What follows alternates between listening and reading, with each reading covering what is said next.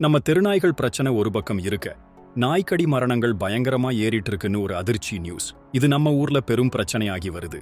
நிலைமை என்னன்னா, empower India அமைப்பு நம்ம தமிழக அரசுக்கு ஒரு கோரிக்கை வச்சிருக்கிறாங்க. நோய்வாய்ப்பட்ட தெருநாய்களை கருணை கொலை செய்ய அனுமதி கேட்கறாங்க.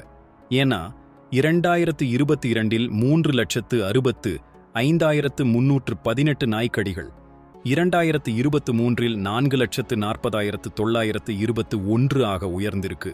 இந்த வருஷம் முதல் 3 மாசத்திலேயே 1,24,000 நாய்க்கடிகள் பதிவாயிருக்கு. இதுவே ஒரு திகில் திருப்பம். இது மட்டும் இல்லாம 2017இல் நாய்க்கடியால இறந்தவங்க எண்ணிக்கை 16 ஆக இருந்தது. ஆனா 2024இல் அது 47 ஆக அதிகரிச்சிருக்கு. இதுல ஒரு 4 வயசு குழந்தையும் அடங்கும்ங்கிறது நம்ம மனசை ரொம்பவே பாதிக்குது. ரேபிஸ் தொற்றும் அதிகமாயிட்டே வருது. அதனாலதான் கால்நடை மருத்துவர் சான்றிதழ் வாங்கி நோய்வாய்ப்பட்ட நாய்களை கருணை கொலை செய்ய உள்ளாட்சி அமைப்புகளுக்கு அனுமதி கொடுக்கணும்னு அந்த மனுவுல சொல்லியிருக்கிறாங்க. இது நம்ம ஒவ்வொருத்தருக்கும் ரொம்பவே முக்கியம். இந்த பிரச்சனை நம்ம சமூகத்துல பெரிய தாக்கத்தை ஏற்படுத்துது. தெருநாய்களால ஏற்படும் ரேபீஸ் மரணங்களை தடுக்க அரசு இதை எப்படி அணுகும்னு பொறுத்திருந்து பார்ப்போம். இது பற்றி உங்க கருத்து என்ன? நம்ம ஊர் பாதுகாப்பை பத்தி நீங்க என்ன நினைக்கிறீங்க? கமெண்ட்ல சொல்லுங்க.